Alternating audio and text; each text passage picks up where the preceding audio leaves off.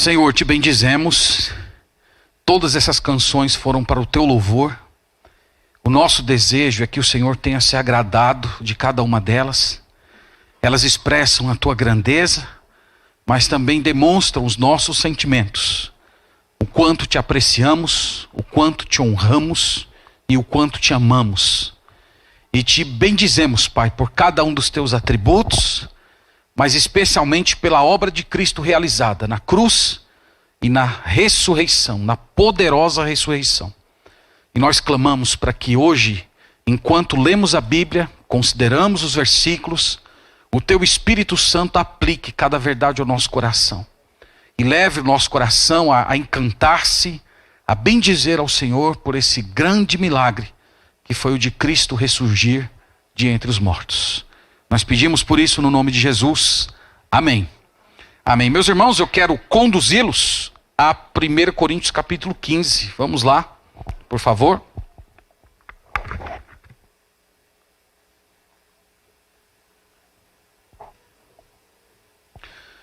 Primeira de Paulo aos Coríntios capítulo 15. Nós vamos fazer assim, eu vou logo ler o texto na abertura. Depois eu vou dar uma arrumada no terreno aqui para mostrar para os irmãos mais ou menos sobre o que nós queremos abordar dentro dessa passagem. Então, 1 Coríntios 15, a porção que nós vamos considerar é a partir do verso 14. Nós vamos do 14 ao 19. Leia comigo, leia com fé a palavra do Senhor. Vamos fazer assim, vamos ler juntos, né? Está projetado aí, não está? Então vamos ler todos juntos aqui na mesma versão que está sendo colocada. Vamos lá? E se Cristo não ressuscitou, é vã a nossa pregação e vã a vossa fé. E somos tidos por falsas testemunhas de Deus, porque temos asseverado contra Deus que ele ressuscitou a Cristo, a qual ele não ressuscitou, se é certo que os mortos não ressuscitam. Porque se só os mortos não ressuscitam, também Cristo não ressuscitou. E se Cristo não ressuscitou, é vã a vossa fé, e ainda permaneceis nos vossos pecados. E ainda mais, os que dormiram em Cristo pereceram. Se a nossa esperança em Cristo se limita apenas a esta vida, somos mais infelizes de todos os homens. Amém. Irmãos, a ressurreição retrata o evento histórico no qual o Senhor Jesus Cristo ressurgiu dos mortos para não mais morrer. Depois de 3 dias, o corpo morto de Jesus reviveu, saindo do túmulo revestido de glória, provando de que ele venceu o maior de todos os inimigos, a morte, e que o Pai aceitou o seu sacrifício em prol de pecadores. Esse acontecimento, irmãos, ele é histórico. Ele não é simbólico, mitológico, como os liberais têm dito. Os liberais afirmam que a ressurreição de Cristo não foi a ressurreição física do corpo morto, mas foi o ressurgir de Cristo por meio da pregação dos seus discípulos. Então Cristo continuou no túmulo, mas ele permaneceu vivo na fala dos seus discípulos. Isso não é um ensino bíblico, muito menos é um mito, uma invenção, como dizem os ateus. Jesus Cristo esteve vivo entre os seus discípulos por mais de 40 dias, ele foi visto por centenas de pessoas e os apóstolos foram martirizados por causa dessa doutrina. Nenhuma pessoa aposta a própria vida em uma mentira. Nessa passagem que nós acabamos de ler, o apóstolo Paulo faz uma defesa muito elaborada da ressurreição de Jesus. E ele apresenta, meus irmãos, basicamente 6 consequências terríveis que padeceríamos caso o Senhor Jesus não tivesse ressuscitado dentre os mortos. No versículo 14 ele introduz dizendo: se Cristo não ressuscitou, em primeiro lugar, a nossa pregação seria fútil, vazia e sem significado. Segundo lugar, a nossa fé também seria fútil, seria oca, sem conteúdo. No versículo 15 ele fala que aqueles que falam de Jesus seriam testemunhas falsas, porque eles estariam proclamando um evento que nunca aconteceu. No versículo 17 ele fala que se Cristo não ressuscitou, o problema do nosso pecado não teria sido resolvido e nós ainda estaríamos debaixo de condenação. No verso 18 ele diz que os que morreram também estariam numa condição terrível, já que eles morreram acreditando que um dia eles seriam despertados dos mortos, como Cristo também o foi, e esses homens morreram nessa esperança, quando na verdade iriam virar pó e cair no esquecimento. E no versículo 19 ele diz que se Cristo não ressuscitou, nós somos dignos de pena, nós somos infelizes, o nosso culto é patético, a nossa fé não tem sentido algum. Então, irmãos, notem que o apóstolo Paulo não está apenas fazendo uma defesa da ressurreição de Cristo. Ele quer mostrar para os seus leitores o impacto que haveria na nossa vida, caso o Senhor Jesus Cristo não tivesse ressuscitado. Mas para além disso, vocês devem ter percebido que esses 6 pontos que Paulo falou aqui, eles tocam nas necessidades mais profundas da nossa alma. Meus irmãos, nós queremos que a nossa vida tenha sentido. Nós queremos acreditar naquilo que é verdadeiro. Nós ansiamos com o fato de que os nossos pecados sejam perdoados. Nós não queremos morrer, ou pelo menos queremos que a morte não seja o fim da nossa existência. Nós desejamos que a nossa vida tenha um propósito maior que a faça valer a pena. Nós não queremos ser vistos e nem viver como infelizes. Então aqui não é só uma defesa da ressurreição de Cristo, mas é para mostrar uma espécie de radiografia da nossa alma. É como se o apóstolo Paulo quisesse mostrar para os seus leitores que a ressurreição de Cristo, ela vai ao encontro dos maiores anseios do nosso coração, mostrando que já que Cristo ressuscitou, uma vez que Ele está vivo, todas as nossas necessidades interiores podem ser satisfeitas nele. Então, irmãos, o nosso objetivo é olhar um pouco mais de perto essas 6 declarações. No entanto, eu vou fazer aqui 2 adaptações apenas para fins didáticos, tá bom? Então preste bastante atenção. A primeira é que eu vou mudar as sentenças negativas para positivas. Então Paulo começa assim: se Cristo não ressuscitou, se Cristo não ressuscitou. Eu vou mudar isso e vou começar assim: visto que Cristo ressuscitou. Então eu vou abordar dentro de uma posição mais afirmativa. E segundo, eu vou alterar a ordem que o apóstolo Paulo coloca aqui, para organizá-las na ordem que ela acontece na nossa vida. Então nós vamos começar desde o perdão de pecados e vamos avançando à medida que esses acontecimentos ocorreram historicamente em nossa vida. E o nosso alvo aqui essa noite é que você perceba o impacto, a beleza da ressurreição de Cristo e perceba que ela satisfaz aos anseios mais profundos da sua alma. Então nós vamos começar com o verso 17. Veja comigo aí, o versículo 17, que afirma assim: e se Cristo não ressuscitou, é vã a vossa fé, e ainda permaneceis nos vossos pecados. Aqui Paulo, como eu disse para vocês, ele colocou dentro de uma sentença negativa. Se fôssemos transformar isso numa oração afirmativa, ficaria assim: visto que Cristo ressuscitou, os nossos pecados estão perdoados. Se ele não ressuscitasse, não haveria perdão. Mas já que ele ressuscitou, os nossos pecados estão perdoados. Meus irmãos, lembre-se que essa é a necessidade mais básica que toda pessoa tem. Todos nós ansiamos por perdão. Nós não queremos pagar pelos erros que nós cometemos. Nenhum de nós aqui gostaria de um dia se deparar com Deus no trono dele, sabendo que Deus irá lhe cobrar por cada pensamento, por cada intenção, por cada palavra, por cada atitude. Nenhum de nós suportaria a ideia de estar diante de um justo juiz que nos investigasse por dentro e por fora. Então é por isso que Paulo trata a respeito do perdão de Deus, porque todas as bênçãos dependem do perdão. Todas as bênçãos de Deus que você recebe na sua vida, começa com esse fato. Se Deus um dia vai cobrar a conta dos pecados que você cometeu contra Ele, ou se essa conta será cobrada em Jesus Cristo, como nós falamos hoje pela manhã. Então existe uma relação direta entre o perdão de pecados e a ressurreição de Jesus Cristo. E essa relação, ela é explicada por Paulo em Romanos 4, 25. Eu queria ler com vocês esse texto. Vamos lá em Romanos 4, versículo 25.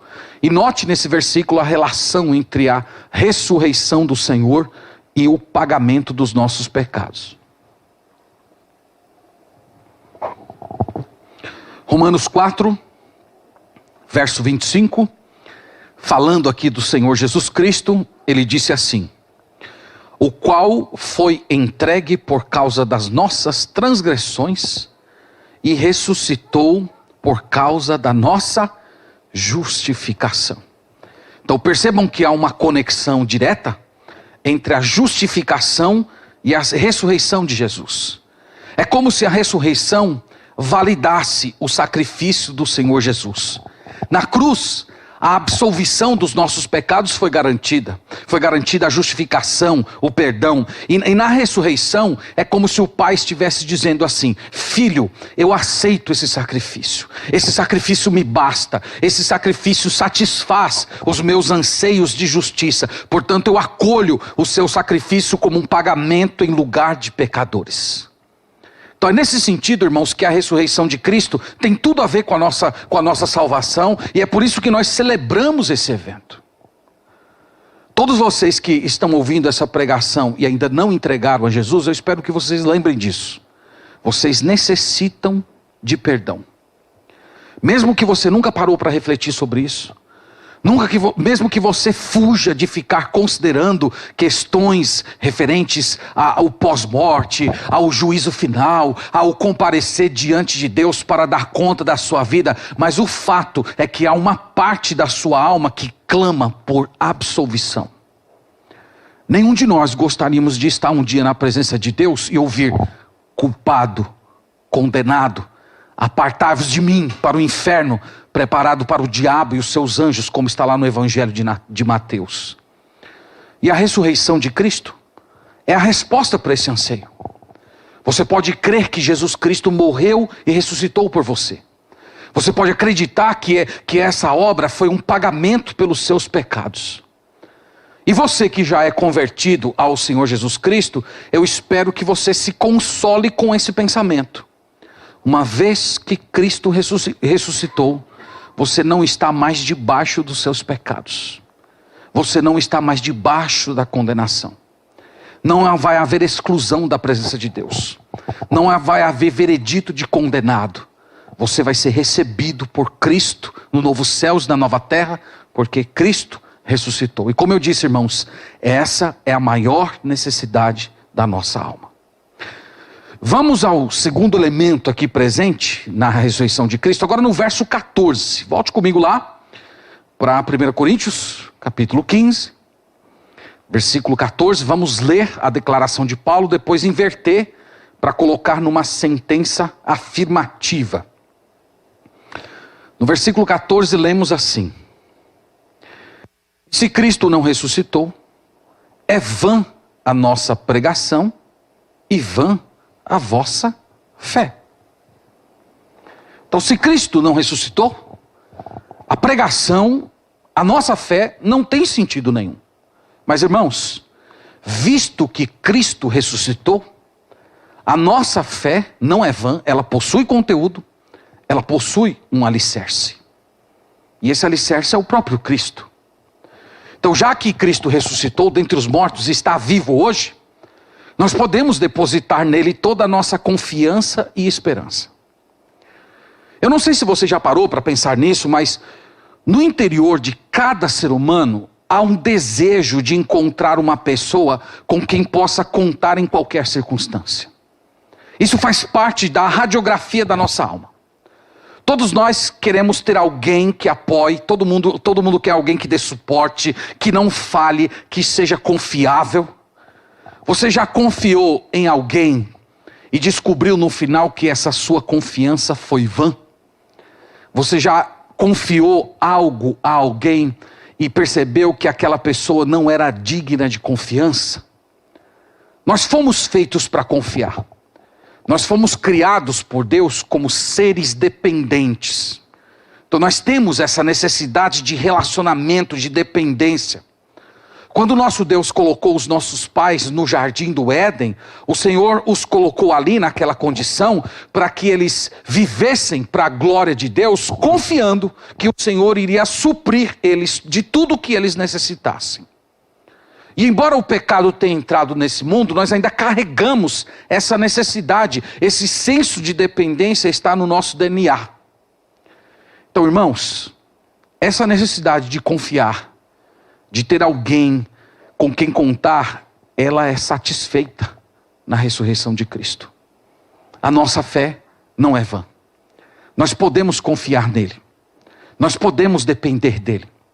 Há uma pessoa fiel, uma pessoa perfeita, uma pessoa digna da mais absoluta confiança, que está viva, que já provou que nos ama, que já se demonstrou todo poderoso, ele já venceu o maior e o mais terrível de todos os inimigos, a morte, e ele está vivo e ele tem afetos profundos por você. E é por isso que Cristo pode ser essa pessoa em que você confia. Você pode confiar seus sentimentos, você pode confiar seu coração, você pode confiar os seus anseios, você pode depositar todas as suas necessidades diante dele, você pode abrir o seu coração, porque ele é absolutamente confiável. E mais do que isso, ele está vivo dentro de você e nunca irá lhe decepcionar. Gálatas capítulo 2, versículo 20 fala isso. Vamos até lá, por favor. Em Gálatas capítulo 2... versículo 20, um versículo muito lindo, Gálatas 2:20.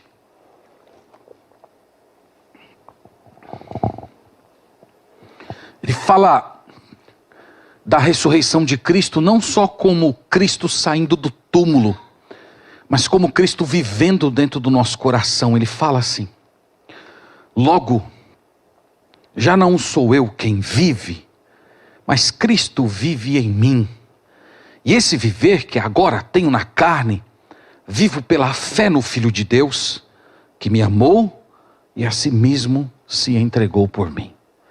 Então já não sou eu quem vivo, Cristo vive em mim. Então a ressurreição de Cristo não apenas tirou ele do túmulo, mas a ressurreição de Cristo fez do nosso coração a morada dele. E é por isso que a nossa fé é verdadeira, irmãos. É por isso que a nossa fé tem alicerce. É por isso que a nossa fé não é mera religiosidade. Não são impulsos de busca por aquilo que é transcendente. Não é isso. Ela tem conteúdo. Ela é fundamentada, ela é construída em uma pessoa que está viva. E essa pessoa está viva dentro do nosso coração. É por isso que o fato de Cristo ter ressuscitado dá conteúdo à nossa fé. Vamos ao versículo 15. Nós temos aqui mais uma declaração de Paulo que nós queremos colocar dentro de uma abordagem afirmativa. No 15 ele declara assim: e somos tidos por falsas testemunhas de Deus, porque temos asseverado contra Deus que ele ressuscitou a Cristo, ao qual ele não ressuscitou, se é certo que os mortos não ressuscitam. O que ele está falando basicamente aqui é que se Cristo não tivesse ressuscitado, todos os pregadores, incluindo os apóstolos, seriam mentirosos. Eles estariam falando que Deus fez algo que ele não teria realizado. Eles estariam cometendo pecado de blasfêmia. Então, se nós fôssemos pegar, irmãos, essa ideia e colocá-las numa sentença afirmativa, poderia ficar assim: visto que Cristo ressuscitou, a pregação apostólica é a pura verdade de Deus.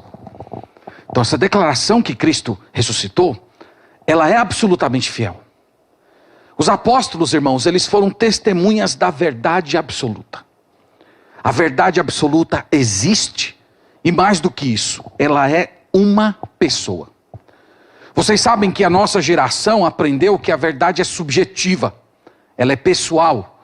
A verdade, ela é mutável de acordo com o tempo, com a geração, com a formação de cada um. Quando um jovem cristão se levanta e fala que o sexo antes do casamento é errado, é pecado, as pessoas vão encarar isso como mera opinião. Isso é a sua opinião, essa é a sua verdade, eu tenho outra verdade diferente dessa. E isso serve para tudo. Quando nós afirmamos que existe uma verdade absoluta, que é coerente em qualquer tempo, lugar, isso simplesmente é motivo de zombaria nos nossos dias. É quase como se nós estivéssemos afirmando uma blasfêmia. E essa é uma das razões, meus irmãos, pelas quais a nossa sociedade caminha para a anarquia. Porque cada um está definindo aquilo que é o certo. O fato é que o nosso coração anseia por absolutos. O nosso coração anseia por aquilo que é singular, por aquilo que é único. Porque, irmãos, nós queremos pisar em um terreno sólido. Nós queremos ter algo ou alguém para depositar a nossa confiança, crendo que aquilo é absolutamente verdadeiro. E o Senhor Jesus Cristo, quando esteve aqui nesse mundo, dentre as muitas maneiras pelas quais Ele se apresentou às pessoas, Ele disse: eu sou o caminho, a verdade e a vida. Ninguém vem ao Pai senão por mim. Então Jesus não disse que era uma verdade. Jesus não disse que Ele era um dos caminhos. Ele disse que Ele era absoluto, que Ele era único e que Ele era singular. E a ressurreição do Senhor Jesus, irmãos, é a prova suprema dessa reivindicação. Então, por que nós podemos declarar que Jesus é a própria encarnação da verdade? Então, por que nós podemos afirmar como cristãos que a verdade absoluta não é apenas um conceito, mas é uma pessoa humana que veio a esse mundo, encarnou e viveu entre nós? Porque nós podemos afirmar que Jesus Cristo é a expressão absoluta da verdade de Deus? Porque Ele ressuscitou. E uma vez que Ele ressuscitou, Ele estabelece de uma vez por todas o que é verdade. Ele tem o direito, reflete o caráter dele, as suas afirmações são fiéis e verdadeiras, e nós podemos afirmá-las hoje, nós podemos testemunhar essas verdades hoje, mesmo que as pessoas considerem tolice, mesmo que as pessoas acham que as nossas crenças são mitológicas, são antigas, são medievais, nós podemos afirmá-las como sendo a expressão absoluta da verdade, porque Cristo ressuscitou. Então é isso que o apóstolo Paulo está dizendo aqui no versículo 15. Cristo ressuscitou. Se Cristo ressuscitou, toda a pregação do Novo Testamento é a mais pura verdade de Deus. Nós não temos o direito de diminuir, nós não temos o direito de editar, nós não temos o direito de subtrair, nós não podemos acrescentar, nós temos que pegar essa verdade de Deus e falar para as pessoas tal qual está representada aqui, mesmo que choque as pessoas, porque Cristo ressuscitou e Ele é a expressão da verdade de Deus. No verso 19, nós temos mais uma declaração do apóstolo Paulo, que toca diretamente na nossa felicidade. Vocês sabem que todo mundo quer ser feliz, não é? No 19 ele fala assim: se a nossa esperança em Cristo se limita apenas a esta vida, somos os mais infelizes de todos os homens. Então a declaração é muito simples. Se a vida de Jesus Cristo, a sua história, se encerrou no momento que Ele foi crucificado, aquilo é apenas história passada. É apenas mais um evento histórico de alguém que foi injustamente morto, como aconteceram com milhões de pessoas importantes ao longo da história. Então essa é a informação de Paulo. Então Paulo está dizendo que se nós estamos acreditando na história de um homem que terminou por ocasião da morte dele, e nós estamos depositando a nossa confiança nesse homem, sendo que esse homem está morto, sendo que esse homem não pode fazer nada por nós, ele diz, isso significa que nós somos os mais patéticos desse mundo. Nós somos as pessoas mais tristes, nós somos dignos de pena. As pessoas deveriam olhar para a gente, elas deveriam ficar com compaixão da nossa situação. Então essa é a declaração de Paulo. Se fôssemos colocar isso numa sentença afirmativa, poderia ficar assim: visto que Cristo ressuscitou, nós não somos as pessoas mais infelizes do mundo. Nós somos as pessoas mais felizes do mundo. Então nós não somos dignos de pena. Nós não somos patéticos. Nós não estamos acreditando num homem cuja história dele encerrou por ocasião da morte, como aconteceu com milhares de pessoas. Não. Nós confiamos em alguém que está vivo. E por causa disso, nós somos as pessoas mais felizes. As pessoas que não têm o Senhor Jesus, elas deveriam invejar aqueles que são de Cristo. Porque, irmãos, se Cristo não tivesse ressuscitado, fazer o que nós estamos fazendo aqui hoje, nos reunir no domingo, o que é que nós vamos fazer? Nós vamos celebrar a ressurreição de Cristo, nós vamos cantar música sobre isso, nós vamos ensinar as criancinhas a respeito desse acontecimento, nós vamos memorizar versículos, nós vamos fazer orações de gratidão. Que sentido haveria fazermos todas essas coisas se Cristo não tivesse ressuscitado? As pessoas deveriam olhar para a gente e ter pena. Eles são malucos, eles são insanos.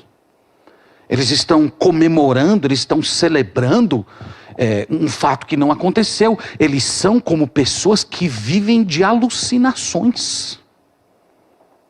Mas, irmãos, o fato é que Cristo ressurgiu dos mortos. Ele reina soberanamente sobre tudo e todos. Então isso significa que isso que nós estamos fazendo hoje tem muito sentido.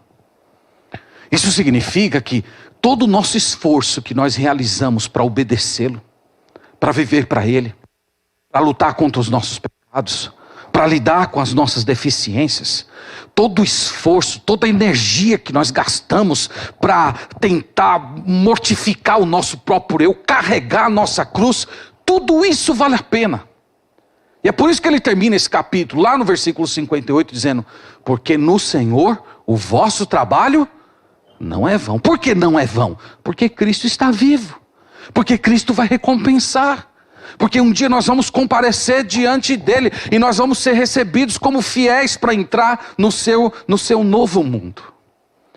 Então, irmãos, vocês sabem que todo ser humano carrega no coração o desejo de que a vida tenha sentido, de que valha a pena viver, que ela tenha significado. Ninguém deseja chegar nos últimos capítulos da vida e olhar pelo retrovisor da história e dizer assim: tudo que eu fiz foi inútil, tudo que eu fiz não valeu a pena. É muito triste uma pessoa viver nessa condição. Ninguém quer ter a sua vida desperdiçada. Cristo, meus irmãos, ressuscitou. E tudo aquilo que nós fazemos para Ele, por causa dEle, para a glória dEle, no nome dEle, tudo isso tem sentido, tudo isso vai ser recompensado, tudo isso vale a pena, porque Ele está vivo. Os nossos irmãos que estão sendo perseguidos hoje em vários países do mundo, pessoas que estão morrendo, cristãos que estão assistindo seus filhos serem torturados para que eles neguem o nome de Jesus. Nós olhamos para uma pessoa que está sofrendo uma dor tão violenta e perguntamos: vale a pena essa pessoa se manter fiel? Por que ela não renuncia a Jesus Cristo para salvar seu próprio filho? Por que ela não faz isso pelo menos da boca para fora para aliviar o sofrimento da sua criança? Porque Cristo está vivo. E nele, o nosso trabalho não é vão. O nosso sofrimento não é vão. Tudo aquilo que a gente faz é valioso. Tudo que a gente faz para a glória dele vale a pena. Tudo aquilo que nós realizamos para engrandecer o seu nome é eterno e tem sentido. Irmãos, Deus quer que encaremos a vida dentro dessa estrutura. Deus quer que você olhe para a sua vida hoje e você perceba que ela tem sentido. Cada alegria, cada tribulação, cada luta contra a tentação, cada embate que você carrega consigo mesmo, cada vez que você se esforça para servir a Deus, cada momento que você prega o evangelho, que você perdoa quem lhe ofende, que você carrega aquele esforço de integridade, tudo isso vale a pena, tudo isso faz sentido, tudo isso dá conteúdo à sua vida, porque nós estamos fazendo isso para um rei que está vivo, para um rei que venceu a morte. Então nós não somos dignos de pena, nós somos os mais felizes desse mundo. Infelizmente o mundo no qual vivemos não percebe isso. Eles acham que nós somos tolos. Eles acham que nós somos patéticos. Eles acham que nós não estamos aproveitando a vida. Eles acham que eles estão vivendo a vida plena. Mas eles vão viver para descobrir no último dia que eles eram os infelizes, que eles eram os perdidos, que eles eram os patéticos, porque eles não viveram para aquele que está vivo e reina hoje. No verso 18, nós temos mais uma declaração. E essa aqui é simplesmente maravilhosa. Ela fala a respeito do nosso futuro. No verso 18, lemos assim: e ainda mais, os que dormiram em Cristo pereceram. Então o argumento de Paulo aqui é: alguém que viveu a sua vida toda para o nome de Jesus Cristo. Imagina, por exemplo, os mártires. Eles enfrentaram as arenas lá do Império Romano, trucidados por feras selvagens, e eles aguentaram todo aquele sofrimento com esperança. Eu sei que eu vou ressuscitar. Eu sei que a morte não é a última palavra. Eu acredito que o mesmo jeito que o meu Salvador ressurgiu, eu também um dia irei ressurgir eternamente. Esse sofrimento que eu estou padecendo aqui não pode ser comparado com a glória que vai ser revelada no meu corpo futuro. Eles morrem. Problema: Cristo não ressuscitou. Então Paulo está dizendo que essa morte foi vã. Paulo está dizendo que essas pessoas simplesmente pereceram. Elas morreram. Elas morreram por algo sem sentido. Elas estão mortas. Elas vão virar pó. Elas não vão ser ressuscitadas. Então Paulo está falando que essas pessoas não terão nada de significativo para o seu futuro. Elas morreram crendo numa história mitológica. Então essa seria a declaração negativa. Se fôssemos colocar, irmãos, como eu disse, numa sentença positiva, afirmativa, ficaria assim: visto que Cristo ressuscitou, os que morreram não pereceram. Os que morreram estão vivos. Eles estão vivos. Vocês lembram que Jesus Cristo falou isso? Deus não é Deus de mortos. O nosso Deus é Deus de quem? Ele é Deus de vivos. E naquela ocasião ele estava falando de Abraão, Isaac e Jacó. Então Abraão, Isaac e Jacó, a morte não acabou a existência deles. Eles estão vivos. Eles estão com Deus. Irmãos, nós não queremos morrer. Qualquer pessoa, quando começa a pensar na morte, imagina silêncio eterno, sepultura, decomposição, esquecimento. Quando nós começamos a pensar nessas coisas, é normal que a aflição comece a tomar conta da nossa alma. Nenhum de nós gosta de imaginar essa situação. E o que Paulo está falando aqui é que para aqueles que são de Cristo, para aqueles que creem na sua ressurreição, a morte não é a palavra final. A morte não é o esquecimento. A morte não é o fim. A morte não decreta o encerramento da sua história. A morte é simplesmente uma passagem para estar eternamente com o Senhor Jesus Cristo. Essa, irmãos, é a certeza daqueles que dormem. Essa é a certeza daqueles que pereceram. Enquanto eu considerava esse versículo, me veio à memória a partida da nossa amada irmã Dalva, que foi membro aqui da nossa igreja, fundadora por muitos anos. Eu estava viajando, contei isso aqui na igreja, eu estava viajando quando recebi a notícia que ela estava em coma. E a filha dela disse para mim: pastor, eu acho que não vai dar tempo do senhor chegar. Eu ia demorar uma semana fora, e a situação dela era uma situação terrível, irreversível. E a filha dela falou: pastor, eu acho que não vai dar tempo do senhor chegar. Então eu queria que o senhor indicasse uma pessoa para fazer o serviço fúnebre. Aí eu falei, já adiantei, preparei aqui o pastor Danilo, já deixei ele a postos para realizar essa tarefa. Mas no meu coração estava lá: ah, Senhor, eu queria estar com a Dalva esse tempo, A gente conversou tanto sobre isso. Ela falou que queria que eu fizesse o serviço fúnebre. E aí eu estava dando aula numa igreja. E de repente tocou o celular e eu vi o nome Dalva. Falei, ó, irmã Dalva morreu. Os filhos dela estão me ligando para dizer que ela padeceu. Quando eu atendi o telefone, ela, pastor Marcos Perim, acordei aqui, lembrei do senhor. E olha, tô aqui. Eu pensei que ela já estava no céu e estava me ligando do céu. Tô aqui no Senhor, firme em Deus, e Jesus Cristo é maravilhoso, aquela coisa. E meu Deus, o que foi que aconteceu? E aí, permaneci aqueles dias em oração, falei, Senhor, eu não tenho direito de pedir isso, mas eu vou pedir ao Senhor. Deixa eu estar com ela, pelo menos um pouquinho.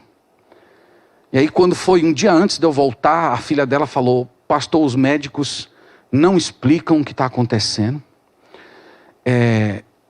Ela já está num nível de sedação que ela deveria estar em coma absoluto. Eu não lembro exatamente do número, mas se não me falha aqui a memória, os médicos me falaram que se ela tivesse num nível 5, ela já deveria estar desacordada. E ela estava em 15, às vezes 18, e estava acordada, conversando. Ela já estava com todos os seus órgãos parados, os médicos simplesmente não entendiam. E a filha dela me ligou e falou assim, pastor, eu acho que a minha mãe não vai partir enquanto o senhor não chegar. E aí eu cheguei, direto do aeroporto, eu fui vê-la. E quando eu cheguei lá com a minha esposa, ela segurou nas minhas mãos e falou que ela amava o Senhor Jesus Cristo, que ela estava absolutamente pronta para encontrar com Ele, e disse que eu deveria continuar aqui na igreja, continuar pregando a palavra de Deus, sendo um pastor fiel, porque ela estava prestes a partir para encontrar o marido dela que serviu ao Senhor por tantos anos com ela, e está para sempre com o Senhor Jesus Cristo. Irmãos, é dessa esperança que o apóstolo Paulo está falando. É uma esperança real. Não é uma coisa fictícia. É aquela esperança que molda o seu pensamento e que faz você encarar a morte de frente, sem medo. E isso que nós acabamos de ler aqui, eu vi no rosto da irmã Dalva aquele dia. Uma mulher serena, uma mulher pronta para encontrar com o nosso Senhor Jesus Cristo. E pessoas que creem que Cristo ressuscitou, elas carregam essa convicção no coração. É por isso que Paulo está dizendo, aqueles que se Cristo ressuscitou, os que morreram estão vivos. A irmã Dalva saiu desse mundo com essa esperança e hoje ela já está vivendo essa esperança que um dia ela teve aqui nesse mundo. Ela está viva junto com o Senhor Jesus Cristo, a quem ela tanto amou e serviu. Então, irmãos, essas bênçãos todas que nós vemos aqui, nos chegam por causa da ressurreição de Cristo. Eu espero que tenha ficado claro para vocês, nesses versículos que olhamos hoje, que o apóstolo Paulo não está apenas fazendo uma defesa do fato de que Cristo ressuscitou. É mais do que isso. Ele está mostrando que a ressurreição de Cristo vai ao nosso coração. A ressurreição de Cristo toca nos anseios mais profundos do nosso coração. Deus glorificou Jesus Cristo para sentar-se ao seu lado e aceitou o seu sacrifício como pagamento pelo nosso pecado. Mas a ressurreição de Cristo é mais do que isso. Jesus Cristo, na sua ressurreição, ele se torna como se fosse o nosso amigo. Ele é alguém confiável. Ele está vivo dentro do nosso coração. E nós podemos acreditar que ele nunca vai falhar conosco quando precisarmos. E ele nos deu uma nova vida. Ele nos deu uma vida que vale a pena ser vivida. Não uma vida patética, mas uma vida invejável. Uma vida que jamais será vã nesse mundo, mas será uma vida frutífera. Uma vida de alegria, uma vida de esperança, uma vida para a glória dele. E ele nos deu uma alegria, irmãos, um senso de existência, que nem a morte vai poder nos roubar disso. Então aqueles que vivem na esperança de Cristo, que Cristo ressuscitou, nem a morte vai roubar de você o brilho nos olhos, o desejo de encontrar aquele que é o autor da vida e que venceu a morte. Então, diante de tudo o que nós falamos, eu queria conduzir a igreja a um versículo para nós dizermos todos juntos, porque eu creio que é a única coisa que nos resta diante de tudo que nós falamos. Apocalipse 4:12, eu vou pedir para projetar aí. Apocalipse 4:12, nós vamos juntos declarar esse versículo, porque eu creio que é a única expressão que deveria estar nos nossos lábios, diante de tudo aquilo que o Senhor fez por nós, através do Senhor Jesus Cristo. Apocalipse 4:12, tem aí? Não tem. Então vamos, irmãos, abrir, eu vou ler para vocês. Apocalipse 4, versículo 12.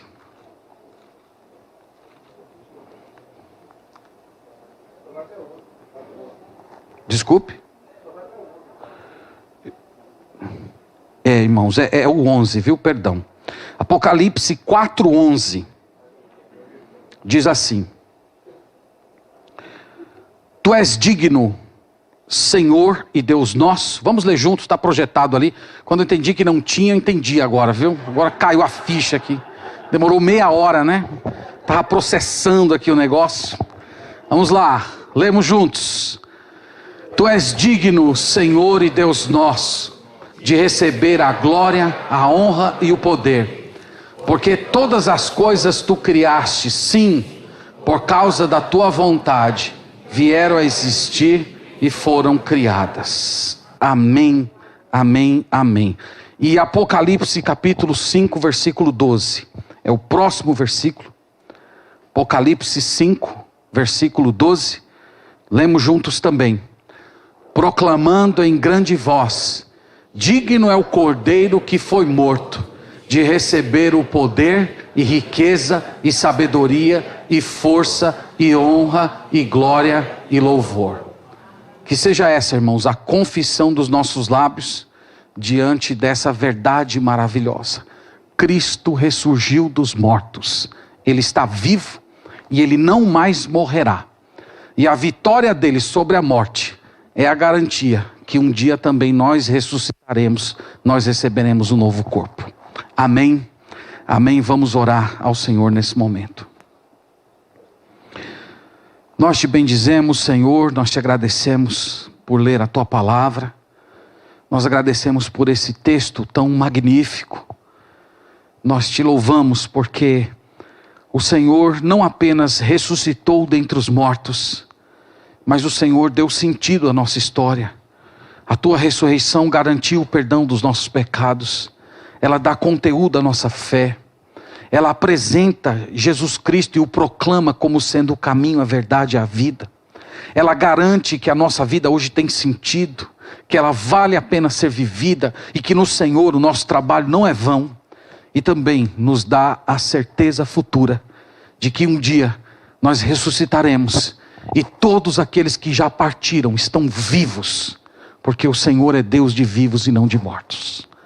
Nós te agradecemos por todos esses benefícios, nós bendizemos o teu nome, nós te agradecemos por todas as tuas dádivas, no nome do Senhor Jesus Cristo, amém